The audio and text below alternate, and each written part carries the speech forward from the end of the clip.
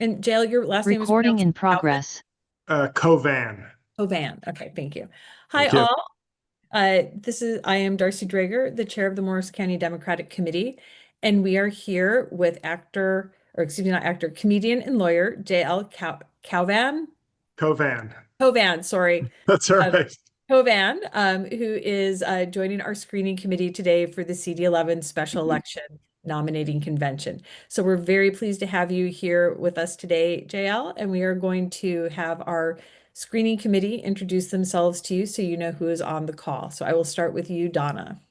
Hi, JL. I'm Donna Gariglia. I'm the mayor of Morris Township. I'm also on the Morris Township Democratic Committee and a district representative. Nice to meet you. Nice to meet you. Sandra. Hi, JL. I'm Sandra Winner, and I'm a council member in the town of Dover. Nice to meet you. Nice to meet you. Okay. Tim.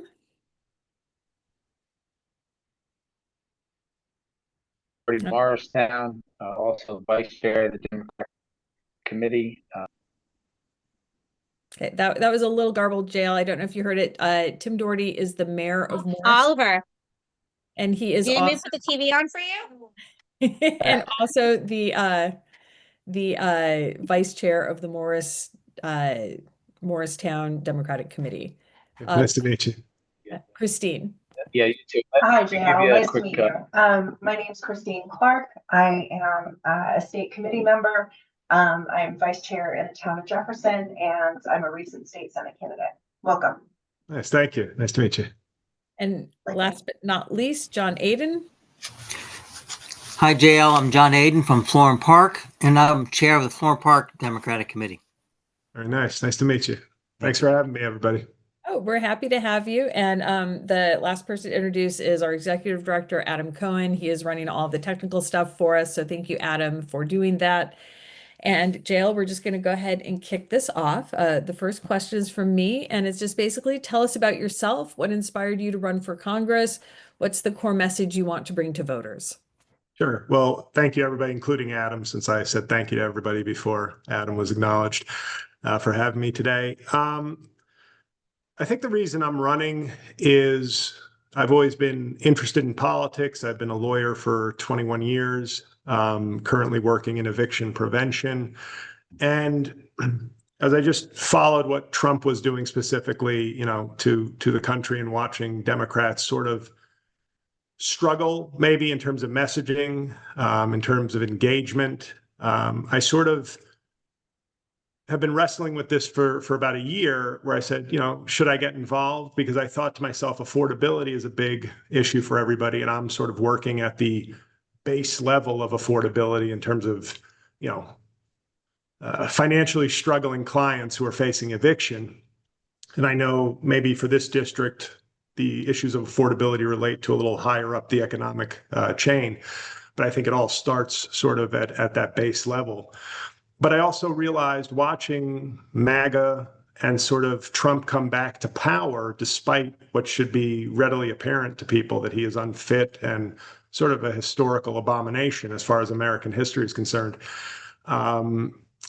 I thought to myself, do I have sort of a complement of skills that could be of use to not just NJ11, to be honest, of course, that's the main priority, but to the Democratic Party at large that seems to be struggling with engagement, with messaging, with presenting sort of a fresh face and a fresh voice to what should be winning issues for us. I'm not sort of a naysayer Democrat. I'm a proud Democrat, lifelong Democrat. I've never cast an R vote in my life. But it's frustrating as a Democrat to see sort of the disengagement with some Democrats and certainly with independents. And I thought, given my 20 plus years, not only as a lawyer, started as a prosecutor now in eviction prevention, but also as a 20-year comedian who has built an audience online with no agent, no manager, just sort of, it's the entertainment equivalent of gathering signatures, really, for a ballot, being a stand-up comedian.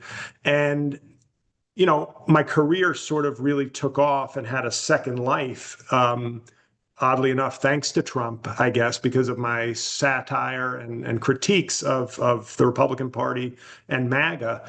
that I threw my hat in the ring because I really think I have something genuine to offer. This is not a gimmick. This is not a brand exercise. Trump got in as a brand exercise, and we see how that turned out. This is an actual genuine effort to bring what my talents are to the party and to the district. And if it's a long shot candidacy, if it doesn't work out, the next day I'll be back in court, hoping to keep poor people from being evicted. So, and then maybe doing some jokes as well after, not at the same time. Thank you. Thank you. So our next question is from Christine. Hi, Jael. Thank you for Hello. that. I get to ask you about your policy priorities. What are the top 2 to 3 issues you plan to tackle if you're elected? And what specific solutions would you propose? Please move beyond describing the big problems and articulate some actionable plans. Thank you. Okay. Thank you.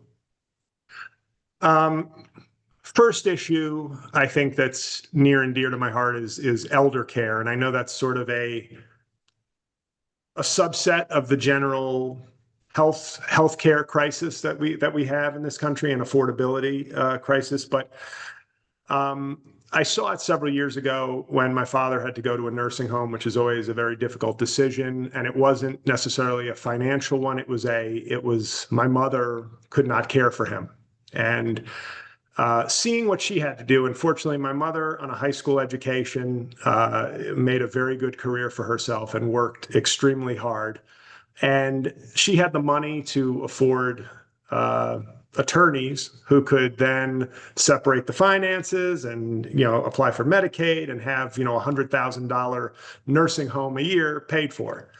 And just seeing that was eye-opening enough. But now I'm 46, and I think I'm in an age range where I'm seeing a lot of my friends talk to me about this with their own parents. And you see a sort of financial and emotional drain hitting people, which ends up affecting 2 generations. Our elders are struggling to get the care that they should be given. And then a generation below is having their prime years sort of sapped with big costs and or major emotional drain. So I think, my dream, to be fair, I know I put in my answers a little more reasonable, measured language, but when I look at countries, and hopefully this doesn't, since it's Japan, it shouldn't get me a radical socialist label thrown on me. But when you see how strongly a country like Japan integrates a full slate of sort of elder care insurance programs that sort of guarantees, and I know they are a more elder focused culture than ours, but I think we can learn things from other cultures where it's a comprehensive plan that guarantees that seniors will be taken care of, that it won't drain your family of their dignity and their money. I know that's a moonshot sort of idea, like, hey, can we have another government program?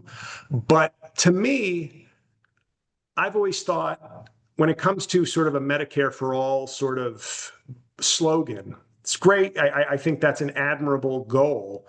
I also don't think we've moved anywhere towards that since that's been in our common lexicon.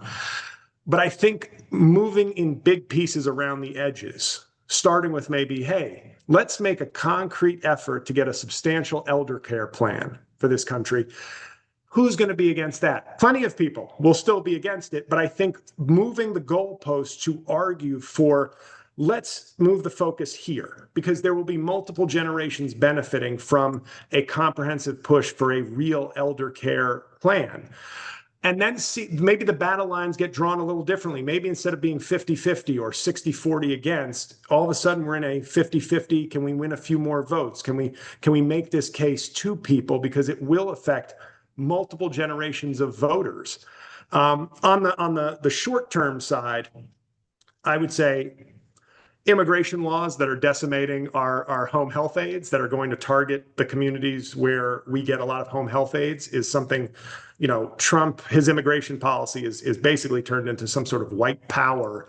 I mean, I'm not even kidding. Like what he's encouraging patriotic parties in Europe. So this is far scarier than just he's a bigot. He's really trying to engineer something vile.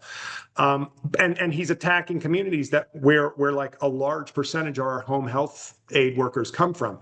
I think there should be more comprehensive coverage for home health aides. I think they are our frontline workers, at least in helping the elder care crisis that we have now, which isn't good.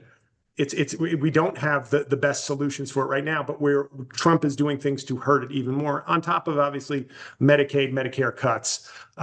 So I think there are short-term things we should be doing to stem the problem. And I think sometimes as Democrats, we sort of look for the home run every time or the touchdown instead of the 5 to 10 yard gains that can move progress along. So I see, my big goal, and not just because maybe by the time this actually comes to be, I will be an elder, but I think our big goal should be a real comprehensive elder care plan. I think that might be more politically palatable than a Medicare for all constantly beating that drum. Second issue, if I can move on to a second issue. One more. Yeah, you've still got a little time. Sure. Oh, sorry, because she said 3 issues. I didn't mean to. 2 to 3, but bring it on. I guess 2. I guess Let's do 2.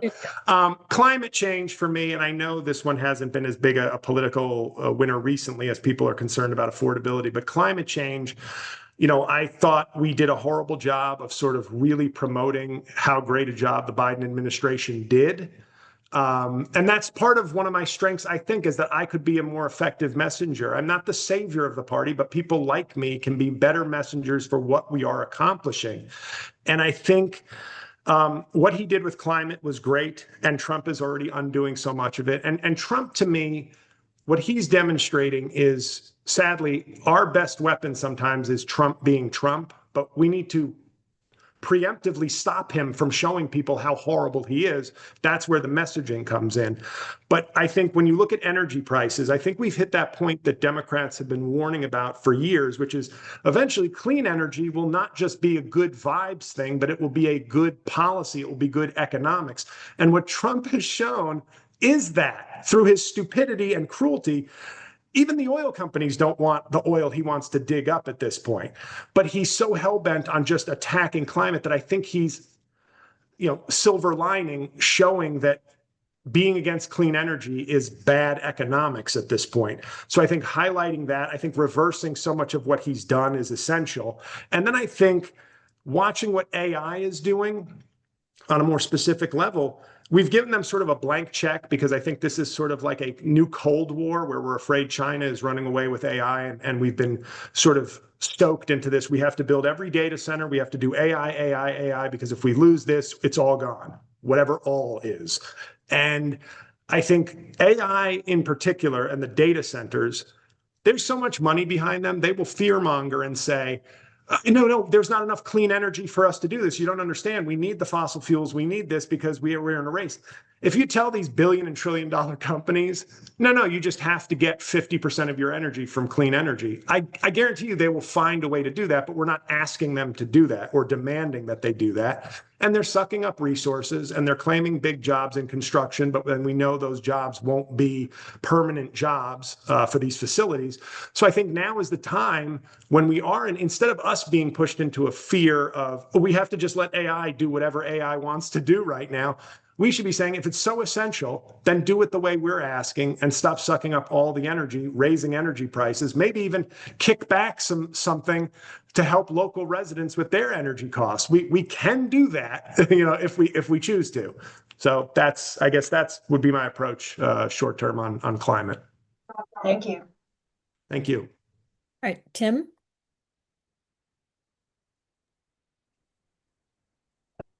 Okay, let's see if you can hear me. Can you hear me clearly now? I can hear you. Thank you. Okay, great. And thank you for your response on the elderly question. It was nice to hear that.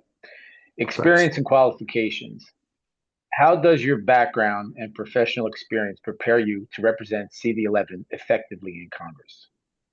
Sure. Oddly enough, I think my experience prepares me very well.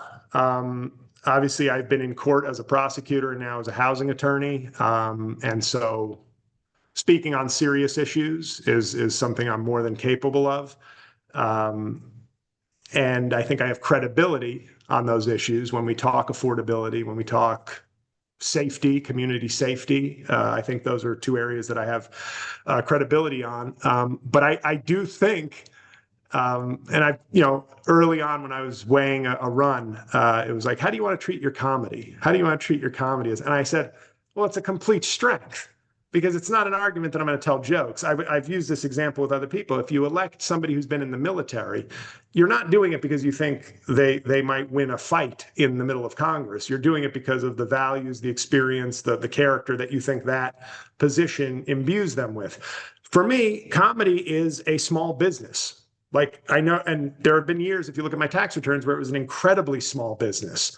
And that is you are selling yourself, you are communicating with people. You go to random cities, you don't know the politics of the groups, you don't know what will hit them the wrong way. And it's a give and take. It's a skill of communication, but it's also a skill of selling yourself to people, of getting them on board with you, both in terms of getting bookings, but also in terms of winning over audiences. And I know there are many people in this race with more classic political experience, but there's nobody in this race that has sort of my communications experience. And when Democrats are sort of struggling for real world communicators and people who can, I hate to use buzzwords like rebrand because I think it's shallow, but that is in a sense what I would be offering. I think someone who could be a progressive but not get eye rolls, somebody who could talk about issues in real ways and in ways that are engaging, that would, I think, potentially engage more people in the process than turn them off from it. Great, thank you. All right, Sandra?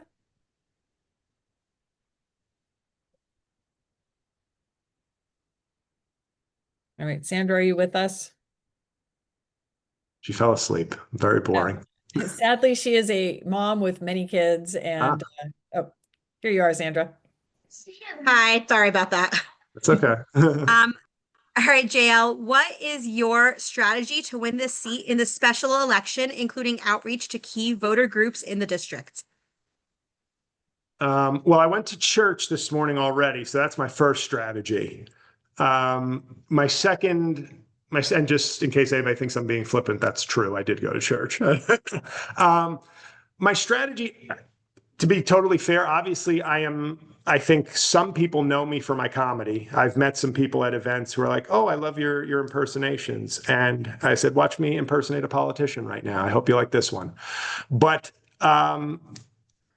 I think we're working on raising money. We have some ad ideas and some outreach, but I think for me, the key is to go to any and every event that will have me, to have friends host some events. But I think we're going to have a fairly robust online strategy soon because that's where I think I can leverage what I do and where I've built an audience versus the other candidates who can have, events with Andy Kim that I'm not going to have. Although I know one of his, I think, classmates from college who said, do you want me to introduce you? I said, I think it's too late for me to get the Andy Kim endorsement, but it's going to be sort of a hybrid of me meeting as many people as I can because I find that when I meet people and get to talk to them, I'm good at that, but also just an online strategy because that's where my strength is, and to get my name out there as much as possible. And I think people will see me, I'm hoping, as a sort of alternative to who I would refer to as the three main candidates. If we're being honest, I think it's Malinowski, it's Gill and Mejia as sort of a dark horse as the third. And I think if you look at those candidates, I'm going to try and position myself as I'm the progressive, but who doesn't come from the scold wing of the Democratic Party. I'm somebody with some valuable experience who can reach people who hasn't been propped up or pushed by maybe bigger interests. And I think, I think that it's a little bit of a Hail Mary, to be honest. I can't lie to you and say, oh, well, I have 19 meetings scheduled and I have the editors of every single newspaper want to sit down with me right away. I'm going to play the hand that I've been dealt and play it the best I can. And I think if enough people can be exposed to me and meet me and just see what I'm about and see the lane I'm trying to run, I think interest might spark more than interest. And that's what I'm hoping for. Great, thank you. Donna. JL, this question has to do with leadership and collaboration. Congress requires negotiation and coalition building. Can you give an example from your career where you successfully worked across differences to achieve a goal? Wow. From my career, right? That's a good question because obviously, wow, I didn't think I'd get stumped on this one. Yeah, Take a minute. Because a lot of what I've done, to be fair, is sort of solo work. Whether it's at trial, you have an adversary, you're trying to, and comedy is a solo dance. Obviously, I can cite some people who say I'm a MAGA Republican, but I love your comedy, but I don't know that that's reaching across the aisle in a substantive way. I can talk about when there have been projects at work and there have been projects in comedy that I've collaborated with people, but if I'm being fair, I'm sort of drawing a blank where I drew someone in on something because a lot of the work I think I've done is adversarial, to be fair. What I would say on this topic broadly, I know that's probably a terrible answer, what I just said, but I think the way I look at where the country is right now, I think we've framed the issue of coming together, finding consensus the wrong way. I view MAGA right now as, in a normal functioning healthy democracy, MAGA would be like the Marine Le Pen party in France, where it's like, uh-oh, they've got 30%. Now we all have to unite because we all know that they're bad news. And we need to make sure that they don't come to power. In this country, for whatever reason, and there are a lot of them, MAGA became the power. And I view the first thing we need to address is unity in the Democratic Party, because I think we have the better policies. We are not destroying our democracy. And I think there are independents and disaffected Democrats who can be won back with a message of, let's find unity within our very large, broad tent. No, you don't have to be happy. Not everybody's going to get what they want. But if you pick, just as an example, and this is nothing against Schumer or Bernie, but just as tent poles, if you pick where maybe Chuck Schumer is, and you pick where Bernie is, and then you say, okay, let's have our infight, but then let's come to a solution that is a compromise of that. Because when people talk about compromise, they usually are talking about a compromise of, Democrats and Republicans. The Republicans have surrendered their constitutional power, their ethics. Compromising with that is a halfway to wrong. And so it's like saying, is 2 + 2 4? No, well, MAGA says 2 + 2 is 10. Well, let's compromise and say 2 + 2 is 7. That's what it seems like right now we've been arguing about, like people who kind of want the Joe Manchin bipartisanship for bipartisanship's sake. I think what I could bring is sort of to the Democratic coalition is a voice that could grow the party and maybe be a midway of progressive values with real, centrist-ish talkability.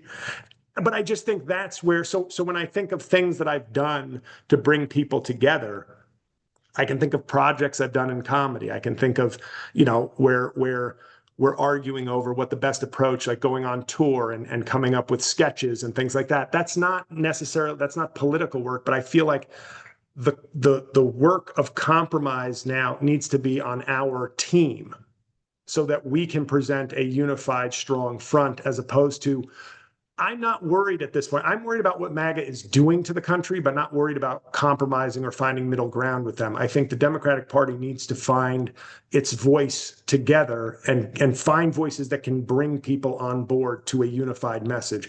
And I think I could be part of that. I think I could be somebody who could be part of that. I don't have political baggage, but I do have some skills in that department. So I'm sorry I couldn't come up with sort of the time I negotiated a peace deal, but I think that was a great answer, JL. I really enjoyed those perspectives. Made notes. well, thank you. All right, Christine. Hi, JL. Hello again. Hello again. So I get to ask you about party building further to the segue that you just gave into this one. Would you please be so kind as to describe your efforts to help elect Democrats at the local, state, or federal levels? I donate a lot and I vote every year. I mean, that's I guess that's for my career. I've basically, and I know this will sound selfish, but I've basically had two jobs my entire adult life because I started doing comedy in law school. So I've basically just been, I've used my jobs as kind of, and I've worked for some, big firms that weren't doing as high ethical work, I guess, the typical big firm stuff. But a lot of the law jobs I've done have been, I get my community good feelings from helping the community, whether it's as a prosecutor or as an eviction a prevention attorney. But I think I've just been, I donate, I vote, and I use my comedy, I guess, on a national level to obviously advocate for Democrats and not MAGA, but I can't pretend like I've just been sort of a local activist or done anything. I think I've been a more engaged typical voter, I think, in terms of donations and voting and just sharing my opinions through satire and real life. But yes, that's it. Sorry, that's the truth. Yeah, that's good. Okay, thank you. Thank you. JL, you're currently running for the seat in the special election primary. And one question that we're asking all of the candidates is, should you lose the nomination, should you not be the candidate chosen in the special election primary, would you still pursue the seat in the regular election cycle? With one very specific caveat, I would probably not. I can't preach Democratic unity and then be like, but I didn't win and I've been a politician for 3 months. So that would be, and I say the one caveat, which is not something I expect. Of course, if somebody, like some crazy scenario where it's like, hey, the eventual winner, egged my house or like spread lies about me because they viewed me as a threat. I don't expect that. I'm just saying I would hate to say I will support and not run and then be like, Brendan Gill, his dog pooped on my yard and he lit it on fire, and you expect me not to run against this guy again? So I'm being facetious, but at the same time, I'm saying, 99% I would support who wins it. It's been a tough, it's a tough primary schedule, especially for somebody who is not connected, doesn't have the institutional support. And of course, like many people, I've griped about that, but I did make the signatures, as tough as it was, I did make it. And I'm getting to meet with people like you and given a chance to speak. So I feel like as hard as it is, it's supposed to be hard, maybe not this hard, but it is supposed to be hard. So, with that very weird specific caveat, I don't think I would run again. I would, look to serve in another way and support the Democratic Party and the nominee. Excellent. The candidate-specific question that we would like to ask you is, you're starting your political career by running for Congress rather than first serving in local office. Given the complexity of the job, why should voters believe that you have the experience, judgment, and skill set necessary not only to win this race, but to govern effectively? Sure. I think the reason, and my mother asked me the same question. She's for 10 years, she's been saying, you really should run for office. I think you'd be great. You should run for office, like every other mother in this country. And then I ran and she said, why are you running? So I said, geez, Ma, thanks. I think I've lived in Bloomfield for 6.5 years. And I am maybe not I'm a renter, I'm a commuter, I take the bus to the shopping mall, I don't have a car. I am not maybe the typical NJ11 Democrat in terms of local life. I have no kids in the local school. Think of me as a Democratic mercenary come to save us from MAGA. Like John Wick showing up to town to bring it to MAGA. But I do think having, obviously I went to Georgetown Law School, studied history at Williams College. I've been a lawyer. I've been a lawyer. I am a lawyer. But I think, and I mean this not in an arrogant way, I think I am better suited with my skills for Congress than I am like a local district right now. And to most people, that may sound counterintuitive, but if I had lived in New Jersey my whole life, I might have already pursued local office. But I think that the problems we're facing, that my skill set as a communicator, as a lawyer, obviously there are plenty of people who make it to Congress who are, as my girlfriend said, idiots. That was her vote of confidence for me. Like if Boebert can do it, why can't you? And I said, well, we do hold ourselves to a higher standard in the Democratic Party than Boebert, but thank you sort of for the compliment. I do think that the job of congressman now, and I'm an old school Democrat and I'm an old school cynic where I go, I wish it wasn't like this. I wish we were, to be frank, a more serious, civically engaged people. We're not. I'm so and what I bring to the table, academic and legal competency is my substantive. My progressive bona fides are that I help people fight eviction, and my social media engagement talent is a necessary component now. It's you can have a lot of anonymous congressmen who vote the right way, and that's good enough, and we like that.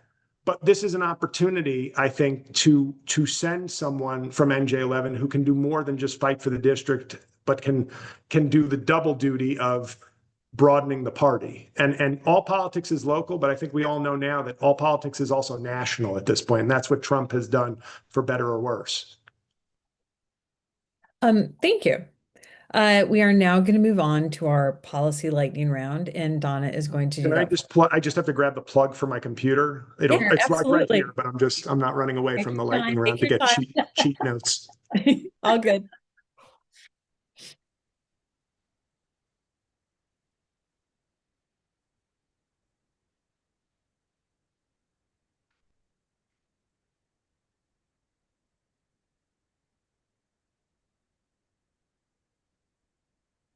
All right.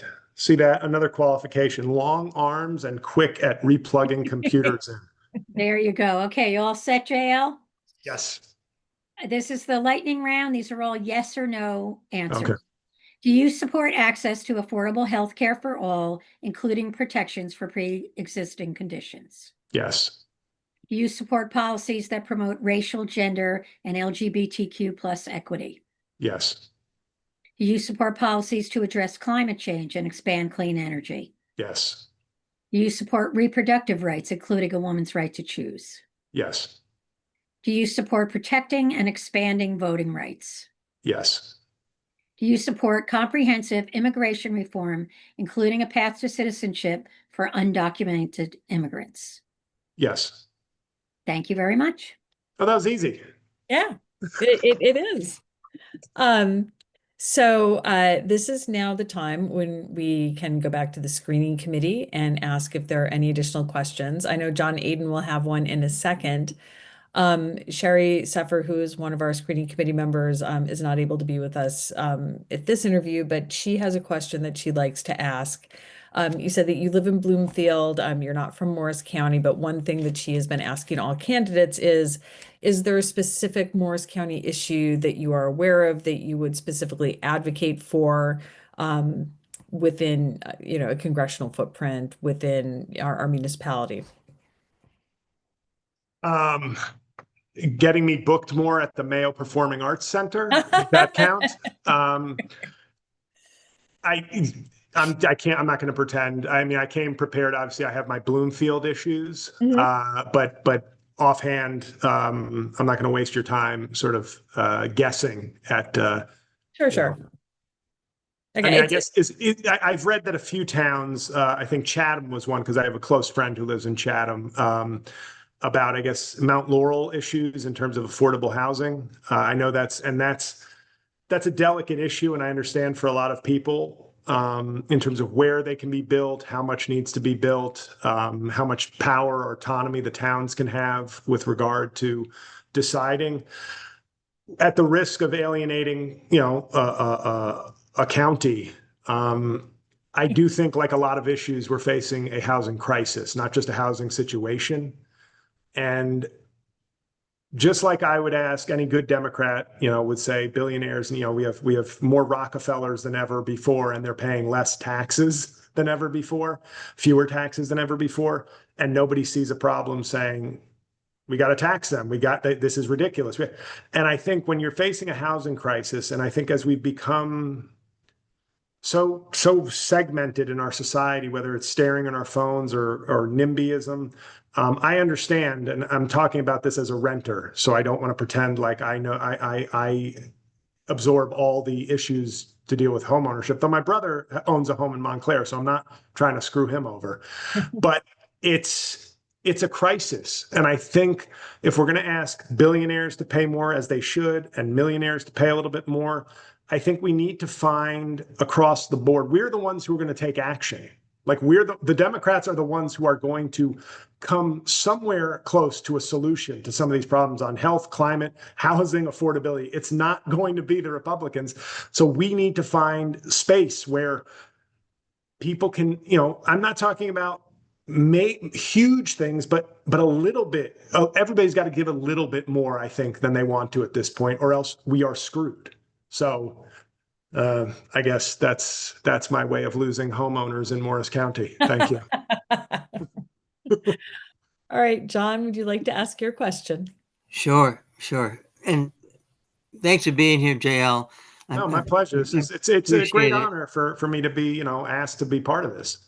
Yeah, and I did catch your act at the Madison Forum the other night too. So, thank you. Me and the two-man show with Justin Strickland. Yeah, you did well. You did well. Oh, thanks. So, what I've been asking everyone at the end of these things is, in your work, whether it's people have been legislating or in the non-legislative work you're doing, as well as on the campaign trail, what is it about it that makes you happy? Oh, that's well, what I realized made me happy. I mean, like I said, this is, I think I'm 3 weeks into my political career, as far as the official set off, but I think signatures was obviously 50% of the job so far to this point. And for every person who was rude, and there were plenty, something about holding a clipboard makes people think they can say very crude things to a 6'7" man. But engaging with strangers, and I say this, we don't do that enough. I walk down my hallway in my building and I only get like a good morning from half the people. I think we have, these are all connected things, and I can't solve every problem going on with every human being in society, but getting people to talk and people engaging with me and asking me questions, and even when they were like, oh, after 5 minutes of talking, they're like, oh, wait, I don't live in the district. It didn't feel bad. It felt good because it was like, we're having human to human interaction, but we're also engaging on issues that are important. And I am often cynical about where we are as a country and where we are in terms of civic engagement. But one of those good encounters, and there were many of them, would erase 12 bad ones. And I thought to myself, you know what? That means I still have legitimate hope in me.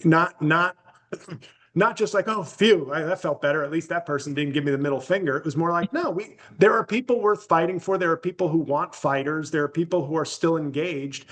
And we're going to be the ones who hopefully drag some of the disengaged people along. And I hope I can be someone that can make it more enticing and more interesting for people to care about their politics and to care about what's going on, and not just write it off because some cynical, all politicians are dirty or all politicians don't care. So I hope that answered the question.